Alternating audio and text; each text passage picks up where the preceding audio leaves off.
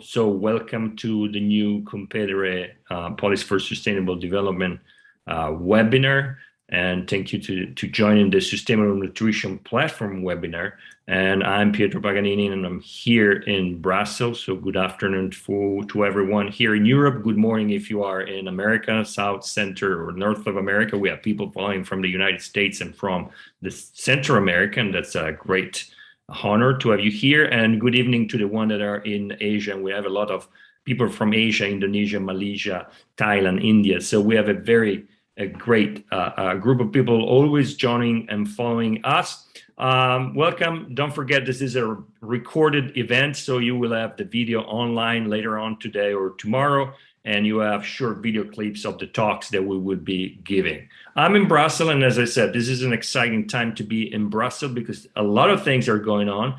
And there's the European Commission, the European Union, I would say, all of us are taking an incredible challenge, the challenge of helping preserving our planet biodiversity, so reducing the emissions, CO2, stopping deforestation, doing a lot of great things. And among them, there is one attempt, the one of providing consumers with secure, healthy, and sustainable food. And one way of doing this is through nutrition facts, or the information that consumers can find on the package or the products they buy at the supermarket or when they go shopping. And this information is incredibly important because it provides knowledge, and this knowledge is giving each of us, all consumers, the chance and the right to make a free choice. As a matter of fact, the European Commission, in its ambitious document of the Farm to Fork, is talking about empowering consumers. And we believe that now that the Commission and later on the Parliament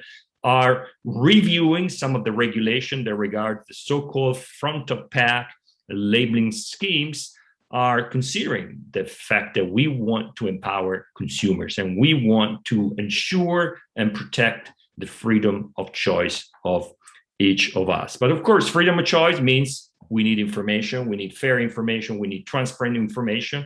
And so let's work and let's support each other to come up with the best solution through the Commission, the Parliament, the Council, and the work of all of us. We call this science versus ideology. Why? Because we believe that all the policies should be founded on science and scientific fact and the scientific methodology, or the scientific, or what we call the experimental methodology. But we're afraid that sometimes science becomes ideology. And we see that in the attempt of influencing legitimately the Commission, there are some ideas that are not so much based on science, but they're more and more based on ideology. The idea that the world should work in a certain way, in a fixed way. Meanwhile, science is starting not just from observation, but for identifying problems, observing problems, coming up with hypotheses, and so on. And science has to analyze and recognize the fact that things change over time, and therefore,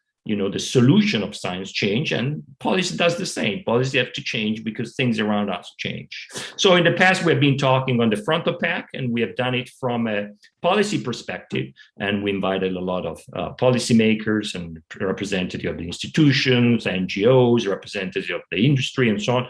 Today, instead, we want to do it from a scientific perspective. That's why science versus ideology. And we have here with us, I would say, and I'm very proud, two prominent scientists, and particularly you can see them from the screen. We have Professor Ramon Estruch and Francesco Visioli. Professor Ramon Estruch is a senior consultant of the Internal Medicine Department of the Hospital Clinic in Barcelona, and is also professor of the Faculty of Medicine at the University of Barcelona, and the director of the research group on nutrition, cardiovascular disease, and aging of EDBAPS in Barcelona.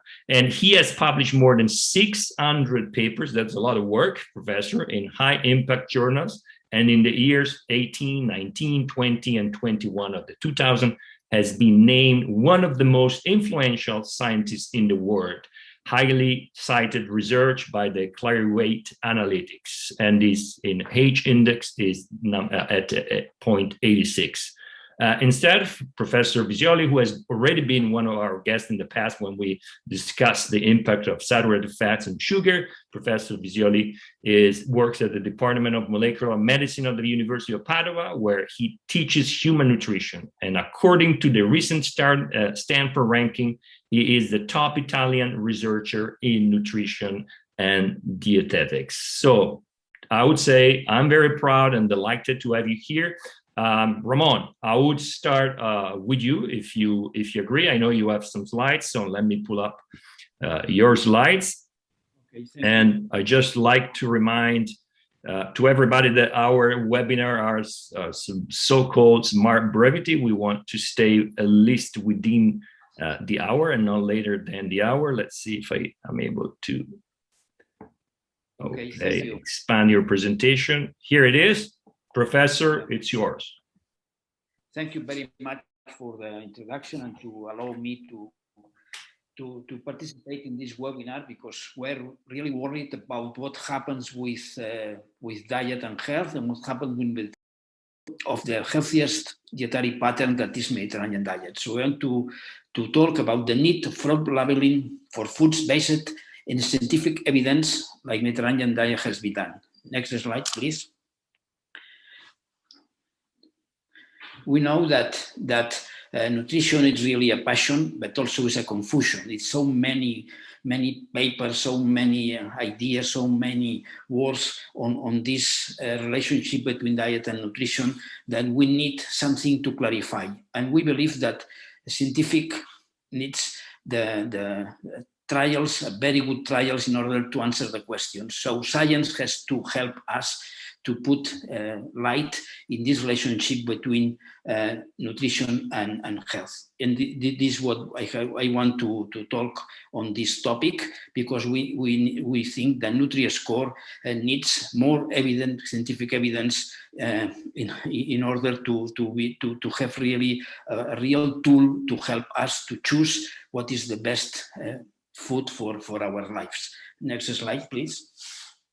So research can be focused on dietary patterns, foods, on nutrients. We believe that the best research has to be done in dietary patterns, because the dietary pattern combine a lot of foods and is able to capture synergism between foods. It's only analyze foods or nutrients, we lose some of this synergism, and it's not so good for our analysis. Next slide, please. So we believe that really Mediterranean diet are in the top. There are other healthy diet like Dice diet, flexitarian diet, Nordic diet, but Mediterranean diet ranks the first in several rankings in the relationship between diet and health. Next slide. And we think that Mediterranean diet has achieved the first position because is some work that like the PREDIMED that can measure the effects of Mediterranean diet and primary prevention of cardiovascular disease is a randomized trial. So the conclusions is the first level of scientific evidence we can get, and we have to use this evidence to redact our recommendations to the population. Next slide, please. In this trial, we were able to demonstrate with the higher levels of scientific evidence that Mediterranean diet plus extra virgin olive oil and plus nuts reduced by 30% the risk of cardiovascular event like myocardial infarction, stroke, and cardiovascular death. This is a very, very strong hard endpoints that have been measured. So we were able to demonstrate that really Mediterranean diet works in protecting our health. Next slide, please. But when we move to foods, this is extra virgin olive oil, which is one of the key foods of Mediterranean diet. And extra virgin olive oil is plenty of fat, oleic acids and others, vitamin E, polyphenols, and phytosterols. So it's really a mix. It's not only a fat, has also vitamins and also another bioactive compounds like polyphenols and phytosterols and help to extra virgin olive oil to protect against several diseases. Next slide, please. In this sense, the USA Food and Drug Administration recommends some years ago that really 2 tablespoons of olive oil reduce the risk of coronary heart disease due to the monounsaturated fats it contains. Next slide. Some years later, in this paper performed in Barcelona by Isabel Covas, demonstrate that polyphenols in extra virgin olive oil also help to protect against disease, and they increase HDL cholesterol, that's the good cholesterol, according to the amount of phenols. So polyphenols also plays a key role in the health effects of olive oil. Next slide, please. And in this sense, EFSA, you know, it's the European authority to relate what happened with drugs and foods, also has demonstrated that really extra virgin olive oil help to protect against oxidation of lipids, and also because this anti-inflammatory effect that they have. So EFSA also agree that olive oil is really a very healthy food and protect against cardiovascular disease or some aspects of the cardiovascular system. Next slide, please. And also reduce cardiovascular heart infarcts. So in other studies like this in the PREDIMED, that 4 to 5 tablespoons of extra virgin olive oil reduce cardiovascular disease events. So again, olive oil reduce cardiovascular risk. Next slide, please. But when we go to nutrients, next slide, on these nutrients, we have a fight between fat and sugar. Next slide. And we have to differentiate the type of fat. So it's very different if you eat saturated fatty acids or you drink MUFA or PUFA. MUFA came mainly from olive oil, and PUFA came from nuts and also fish, etc. Next slide. There are several studies that have demonstrated it's a cohort study, so the evidence is intermediate, that if you eat more fat, you can reduce the relative risk of death and in total mortality, but if you eat carbohydrates, you increase your total mortality. Thus, in this sense, fat can be really also healthy if you eat preferably monounsaturated and polyunsaturated fat, but even saturated fat has not so big troubles on health that most of the people believe. Next slide, please. So we go to nutrients and also polyphenols. We have demonstrated that polyphenols in the Mediterranean diet also help to reduce myocardial infarction, stroke, and cardiovascular death. So these bioactive compounds also help in the protection against disease. Next slide. In this sense, we agree that labeling is very important for a consumer information in order to increase improve our diet and to get a very healthier effects on our lives. So we think that labeling is really very important. Next slide. And what happened with this from package labeling called Nutriscore? It may help us, or they do not help us. Next slide.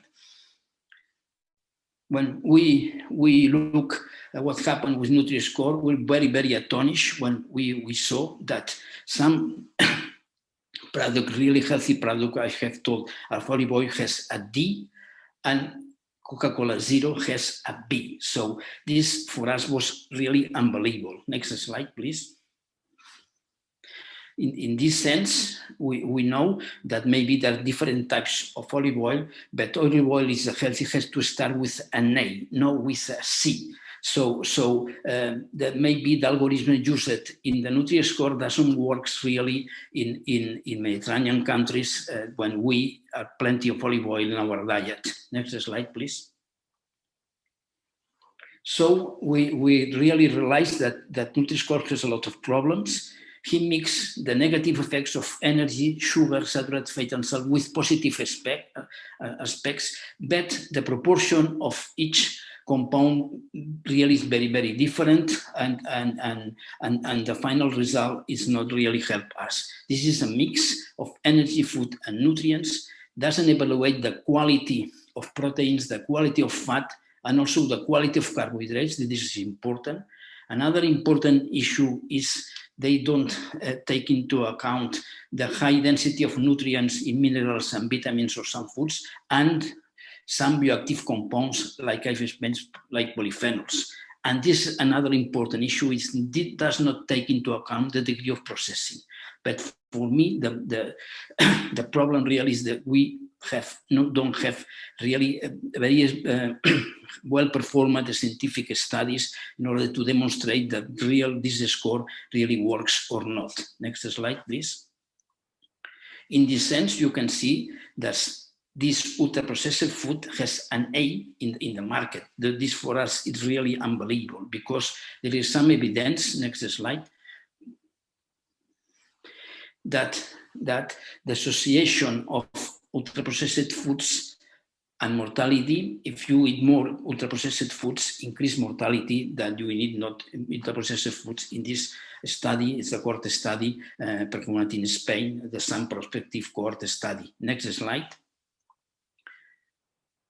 And also, this is an important study published this year in American Journal of Clinical Nutrition, and trying to analyze if Nutriscore help to define the risk of mortality. And when the authors compared the A and B versus D and E in Nutriscore, they don't found clinical difference on mortality. They only found differences when they compare the eat of fruit and vegetables versus D and E. So in some studies, Nutriscore has not been working to really in protecting against mortality, like this large cohort performed also in Spain.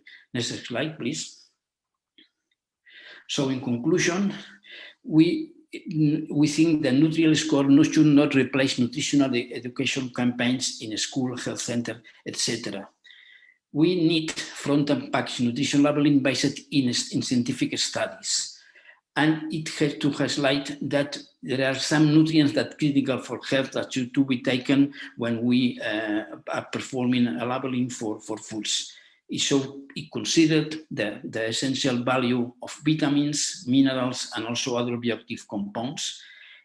Another important issue is in a dietary pattern, it's very important the amount and frequency of the food consumption. So there is no good or bad foods. It depends absolutely on the amount you consume and the frequency you consume. Another important issue is the degree of processing. And two other important issues that it should be considered in a healthy diet like Mediterranean diet, and also is very important impact on the planet and have to take into account sustainability and the environment. That's my thinking on Nutriscore. Thank you very much.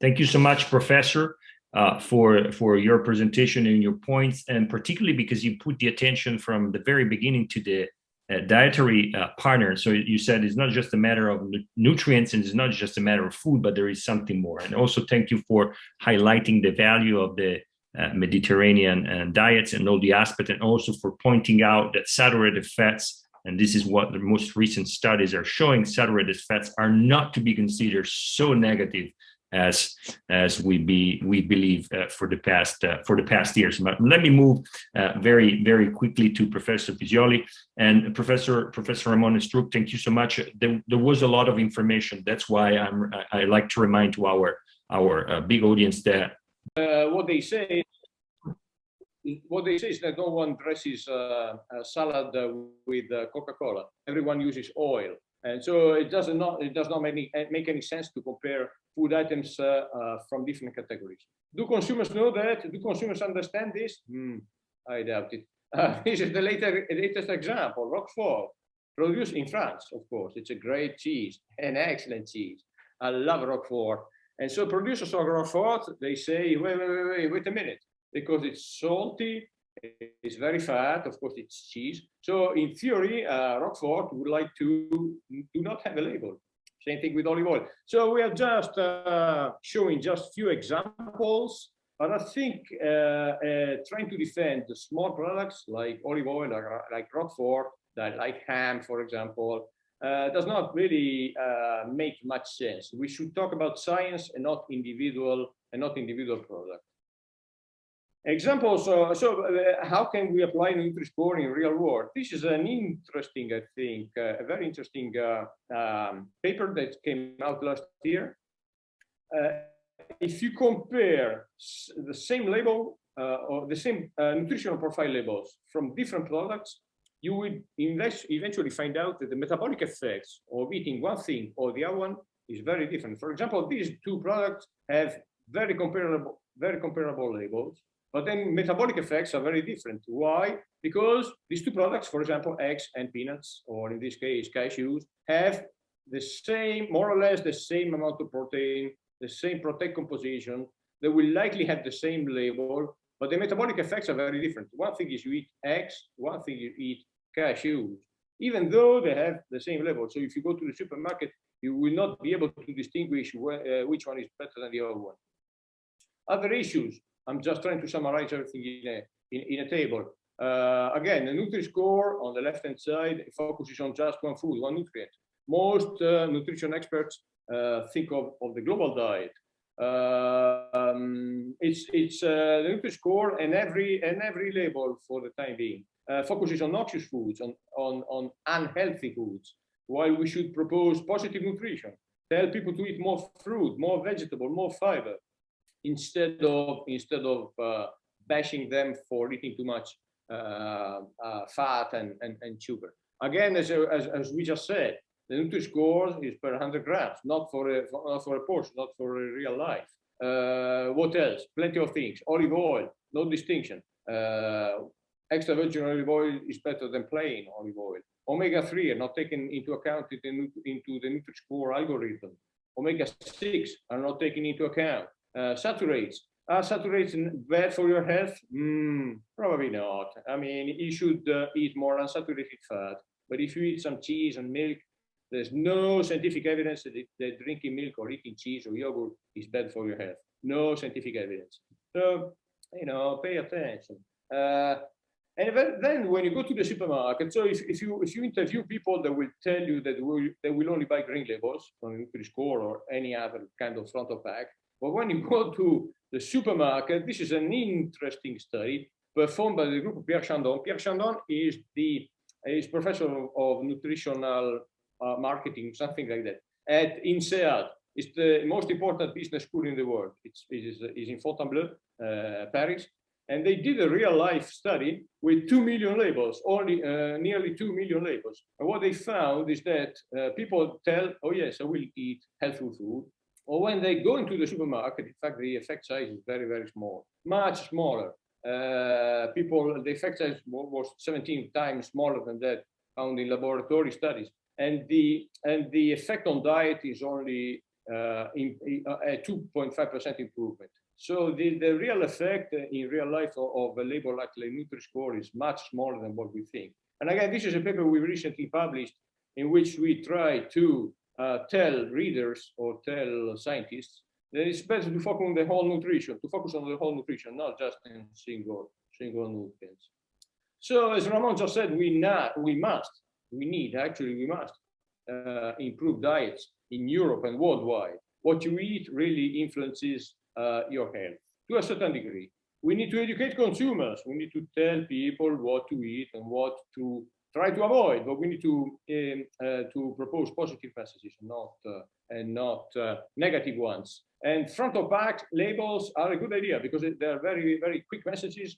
They're very quick communication ideas, communication tools to inform people and to convince them to eat or to buy better foods. Problem is, as I said at the beginning, cool down. Which one? I don't think in 2021 we have the perfect front of package label. One of them, in this case, the Nutriscore, has been heavily pushed forward. It's not perfect, it's flawed. It's a good idea to propose, again, a frontal pack. So we need to give them credit for pushing the idea forward, for stimulating the debate. But I think we need to sit down around the table and discuss which frontal pack would be the best one for the European population. And I would like to thank you and the organizers again for inviting me to share with you my ideas. Thank you, Francesco, and thank you, everybody in the gate. It seems that my connection this time is working, but I had to move away from Proximus, and I want to stress Proximus several times. The one in Brussels know what I'm talking about, and I move on my Vodafone, on my mobile, and it seems to be working and stable. But this is not an internet or infrastructure discussion. It's a discussion on nutrition and front to pack. Ramon, thank you again for your very insightful and fruitful presentation. But listening to Francesco, the idea that we get is that we should turn into something more personalized when we talk about a global diet. And it seems that the Nutriscore is not really able to capture an individual diet. And today, indeed, thanks to the algorithm, thanks to technology, can we move to individual diets? And how can you imagine if the Nutri-Score is not a solution? What should be the solution?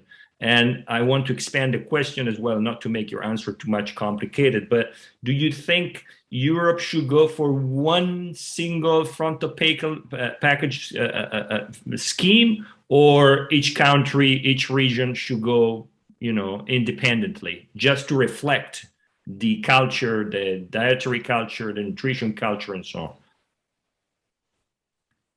Yeah, I agree that we have to improve our dietary habits, and from package labeling can help to improve our dietary habits.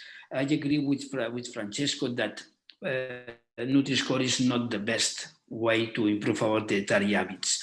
So can no substitute health campaigns, education of the kids and young in the school and so on. But if you want to use a frontal label package, we have to take into account the portion that we eat, the type of food we eat, and we have to put in a mix that is the dietary pattern. So we have to consider what is really healthy for us, and we have to start with a dietary pattern and goes down.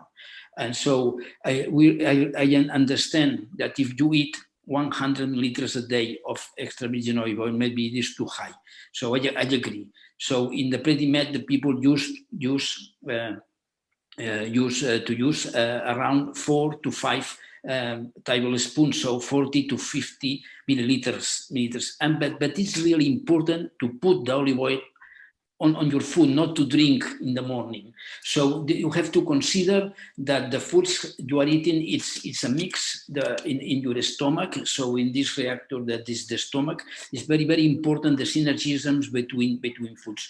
So we have to say, this is good, this is not good. The problem is good maybe for the 90% of the population. We use in statistical, so maybe some people cannot eat meat or cannot eat if you have intolerance or allergy or so on, but we have to recommend for a 90% of the population, and this is what we measure with the scientific studies. So we have to improve the health of our population, improving the diet, of course. We have to take into account the dietary pattern that you are using, and also we have to put the real amount of food that you can consume. And of course, if there are single, if there are natural, there are from your next to your home or another. So we have to put this in the box. So we have to okay with a front label, but we have to improve the method to design the best front labels for our foods. So clearly, you say the Nutri-Score is probably not the solution, but we have to work toward a solution. But do you think we can identify a labeling system that works Europe-wide, or we should just go, whatever, everybody does whatever they want? Maybe you are Italian and Nutrinform maybe is best. It's better than Nutrinform. You know, maybe I'm not pushing for the Nutrinform, but that's a good point. That's a valid point. But because we'll come back that later on to the Nutrinform. I'm sure that one day we will have to talk about the Nutrinform, but we're not here to, you know, to discriminate one or the other one. Right now, with the two of you, we're trying to analyze the advantages, disadvantages of what science says. But certainly, Ramon, just one quick question, because the EFSA is discussing, you know, and is probably going to answer a question by the European Commission. But one of the common sense that you mentioned is saturated fats are bad. But the reality, as you said, is that more and more studies are showing that in a balanced diet, saturated fats are definitely not bad. So the risk is that we are going to adopt an algorithm or a system that considers bad something that actually is not as bad for our body as it is claimed. Yeah, I agree. We need saturated fat. The real question is how percentage of your diet have to be saturated fat. So this is the question. No, it's good or bad. So we need saturated fat also, but maybe less than 7% of the calories of your diet, less than 5%, less than 10%. It depends of the studies that you make. Saturated fat is not bad. The high food very rich in saturated fat is bad. So again, you have to put this nutrient in the proper context. So I agree with Francesco that it's not good foods or bad food, not good nutrients. It depends of the amount of the frequency you eat. Exactly, and as we know, it's not the good or bad ingredient, but is the quantity of that ingredient that we're going to intake. Thank you, Ramon. If you can turn off your audio, please. I'm coming to Francesco. Francesco, I want to turn the same question I've asked to Ramon. Do you think that there is, because you made it extremely complicated. It seems that it's, you know, if we talk about nutrients, ingredients, and we are going toward a balanced diet is something very personal. When I buy a product, whatever front of pack, whatever label scheme we have on there, the product doesn't know who I am. And probably my app knows who I am. My app knows how much I'm consuming, how much fat, sugar I have in my refrigerator at home. So do you think that the discussion around the Nutriscore or other system is somehow outdated already, because we are moving toward personalized diets and personalized algorithms that will basically tell us what we need, what we should avoid in our daily intake? That's a very, very interesting question. Very, very interesting topic. So that of personalized or precision nutrition, personalized nutrition is a hot topic. We already have the tools to tell people what to eat or what to prefer or what not to prefer. We just don't use them. But for some people, I always have this example of coffee. Some people drink coffee at night and they go to bed and sleep. I cannot drink coffee in the afternoon. So it's the same food, in this case, same beverage, a different effect. The same applies to cheese, pasta, rice, fish. Some people should eat more of one thing, some people should eat less than another one. So the future goes toward the personalized nutrition. And I think it's very important as Ramon just said, to put everything in the context of a diet, of an individual diet. And so to measure is not a good word, but to evaluate the whole diet and not just the individual food. Keep in mind that everyone should keep in mind that that nutrition is not pharmacology. It's way more difficult than pharmacology. And so the nutrition science is evolving very, very slowly, because it's very difficult to study the effect of foods that by definition have very small effects. So if a food has a very strong effect on health, that's a medicine, that's a drug. So it's very difficult. Science is evolving slowly. Nutritional science is evolving slowly. And I think there is, just to make things even more complicated, if I can share the screen for 1 second. Okay. Once we are done with the frontal pack, like the Nutriscore, the Nutri-Inform, or the FSA traffic light. And as I said, there's no perfect. Once we are finished with that, we need to start immediately with that one, because sooner or later, I mean soon actually, we will have green labels. What are green labels? Well, we are talking about sustainability. Everyone is talking about sustainability. Everything is sustainable, fished in a sustainable way, farmed in a sustainable way, produced in a sustainable way. And there are already some people who call themselves climatarians, who choose their diet based on the impact on Earth, on contamination, on pollution, on CO2. And we need to take those people into account. And so then the following label will have to mix the nutritional information with sustainability information. It will become super complicated. Will we have two labels? Then we need to change all the production lines. Will we have just one label? Well, it's not easy. And so, as I said, cool down. We need to sit down and discuss front of back labels, and we also need to discuss green labels and see how to proceed forward in the future. That's my viewpoint. Thank you, Francesco, and actually thank you for making the question yourself. I had that question ready for you, but you have anticipated my time, and you also have some good example out there, and that's interesting because from a policy point of view, and you sort of left your clothing of an expert in nutrition and move into policy, but you raise an issue here. We are discussing on the next front of pack labeling, but we already are going to discuss later on the one on sustainability. Let's call it like that. So basically now it's about nutrition, then will be about sustainability. Can the two be together? Well, if the two can be together, Francesco, then a red light, green light, orange light, or letter lights, whatever you want to call it, like the Nutri-Inform can be the solution. You go and you buy your laundry machine and it tells you whether it's an A or an E. You can buy your food and it's easy. But it seems that this simple system is sometimes simplifying in a wrong way a very complex reality. But my question before, you kind of zigzag away, do you think we can really have personalized a diet in the very soon or not? Or do you think it's something impossible? Because if we are developing an innovative policy, then we have to take this into account or not. Oh, we have one.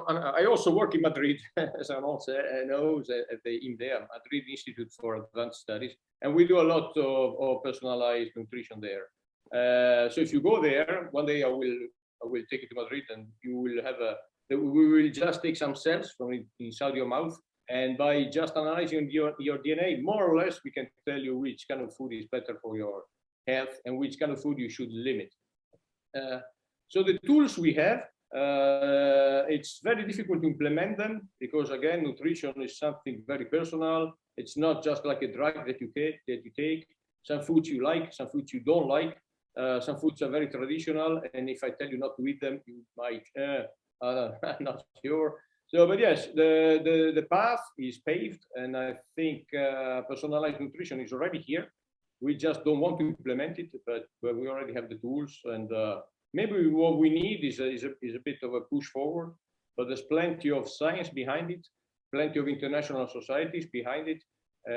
We just need to maybe communicate it to people and simplify the tools to analyze your DNA, make it cheaper. But I think in a few years will be more or less a reality, I think. So you think we are going into that direction? I think so. Oh yes, for sure. Because how fast I don't know, but we are going to that direction.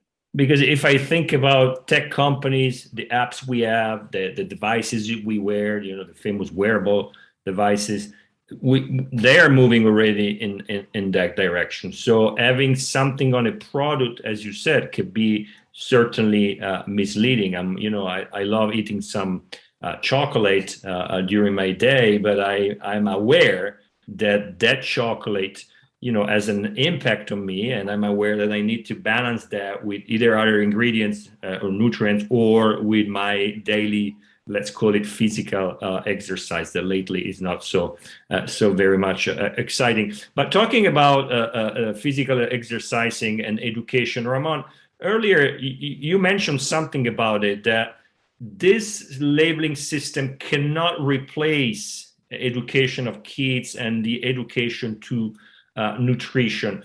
How can a commission or an institution, being the European Commission or European Union institution or the Spanish institution, how can they deal now with this issue? How can something that you find at the supermarket inform you properly? Because this is the big challenge. A few days ago, a member of the European Parliament was telling me, you are too educated.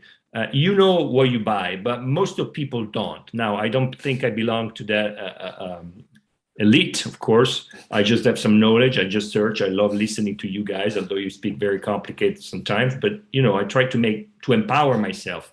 But let's say a random person that doesn't have time to read, doesn't have time to study, is not curious enough, and is always in a hurry, or she's in a hurry when she goes shopping.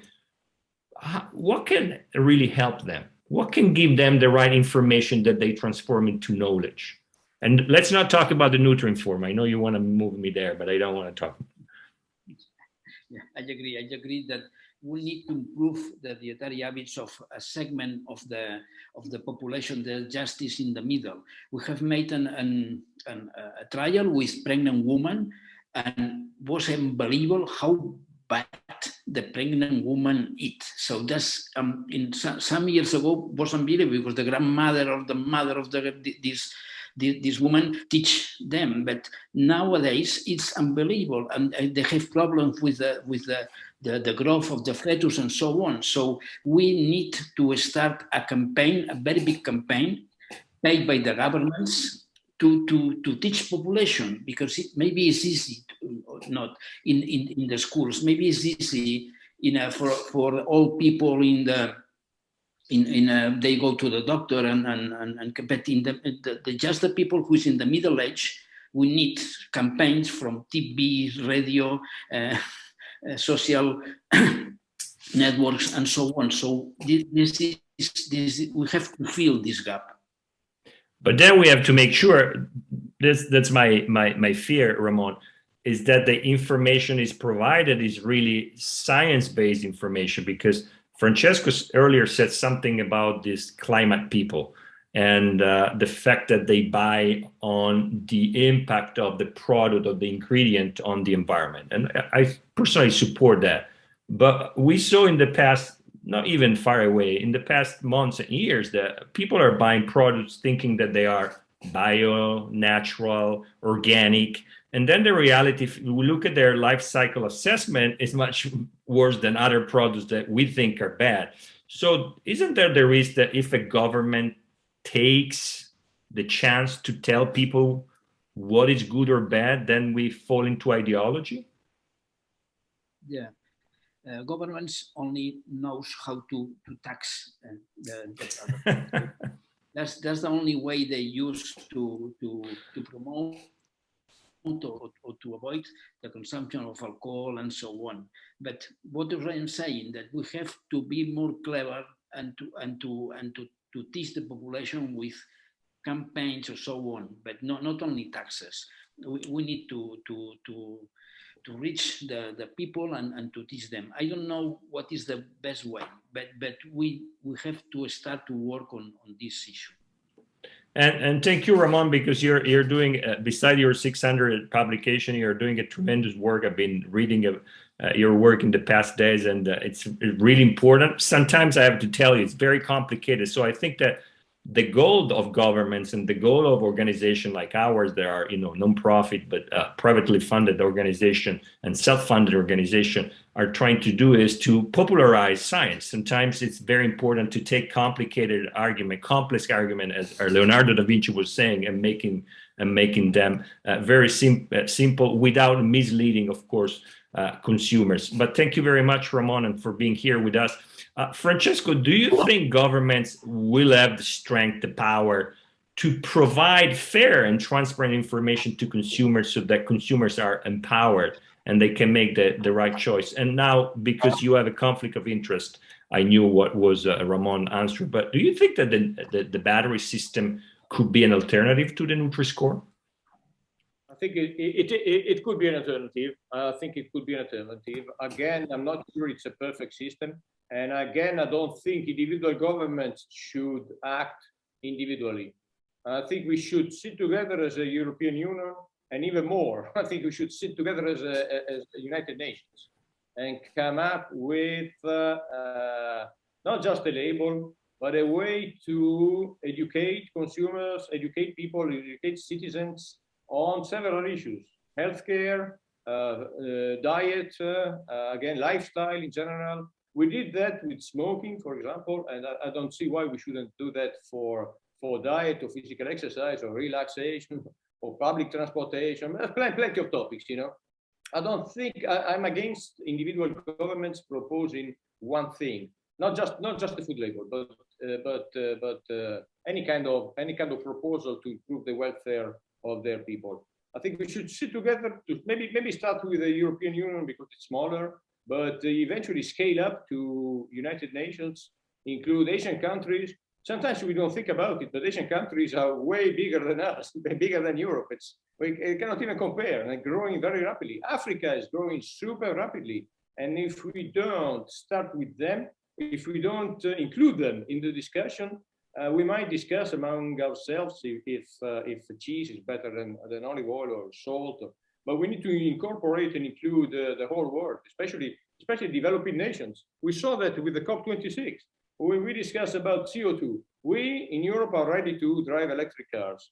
And I'm not even sure they're more ecological than the regular ones because you need to produce energy anyway. But let's say, look at what happened with India and with China. They're not willing to cut down their emissions, and they're not willing to eat less meat. They never had meat. Now they're affluent enough to eat meat. And you cannot go there and tell them, hey, no, Indonesia, do not eat meat. Yeah, right, thanks. You had meat for the past 100 years, and now we can afford it, and now you're telling us not to eat it, not to buy refrigerators. Why not? And so I think we need to really, as I said, cool down. We need to sit together at the United Nations level and come up with a way or some ways to educate citizens on lifestyle, not just diet, and on the whole lifestyle. I don't think individual countries will ever solve the problem. Yes, and Francesco, thank you again also to you as well for the incredible work you're doing, and most of your research, as well as for Ramon, they are public. We're setting up a website to provide some of this information and try to popularize it so that people at the political level, but also a common citizen can make this, can make their opinion and can make their choice. Actually, we had a friend here, I guess he or she's from Slovakia, telling us that some of your conclusions were also done by research done in Slovakia. So that's an interesting point. I just like to thank everybody for being here with us, either on Facebook or here on Zoom. Apologize again for the internet disruption. Unfortunately, I'm not Steve Jobs. Once it happens to Steve Jobs when he was presenting one of his great inventions, and Steve Jobs just stopped the room and said, the internet went down because you guys are using too much of the bandwidth. So basically, Apple problem was blamed to all the people in the room. I'm not Steve Jobs, unfortunately or fortunately, and I cannot blame you. It was our fault here, but luckily we fixed it, and we could listen to both Ramon and Francesco and their very interesting points. This event has been recorded, so it will be available again for anybody that is interested or for future generation that want to listen. We will produce few clips, and for any contact or information that you want to have from Ramon and Francesco, please write to us. We're setting up a page on the front of pack and the labeling scheme for, as I said, helping consumers and policymakers in developing their own idea. As you said, Francesco, our goal is really to try to popularize science, try to help people making their own opinion and ideas. And I agree with you. It's a big effort. It's a long process, but we cannot just do it internally or just try to ideologically impose the system. Sometimes, and the COP COP26 has demonstrated this. Democracy or liberal democracy are an incredibly hard and long process. We are all different. We have to sit together and try to negotiate a common standpoint. And India told us, yeah, we're going to follow you, but it's going to take 70 years at least. And we have to deal with that, as well as, the European Union is taking an incredible leadership, and we acknowledge that day after day. And I'm very proud of what Europe is doing, but at the same time, we cannot impose to the rest of the world certain rule, and we have to be able to negotiate. As you said, if the world is polluted, it's because we polluted it too, not just because developing countries are polluting it too, and we contributed very much to that. Ramon, talking about olive trees, when I'm driving through Tuscany and I see a lot of olive trees, I'm always very excited, because that's the best oil in the world, not the Spanish one. I'm joking, of course. But the funny thing, Ramon, is that instead of those olive trees, there were forests many thousand years ago. And, the Roman people and the Etrurian, they cut trees away very quickly. And they were very good, apparently, in doing that. And then they started with olive tree plantations. So unfortunately, the same is happening as well around the world. And we have to work all together with developing countries, with producing countries, and trying to find the best solution for the healthiest and most secure and obviously most sustainable nutrition. As I love to say, we're 7.6 billion people, all hungry. We like to eat good food, and we have to find a solution how to produce good food without using too much land. We got here Ramon Estruch today with us, Francesco Visioli and Pietro Paganini, and all the people that have followed us. Thank you very much. Good night and good luck. Bye.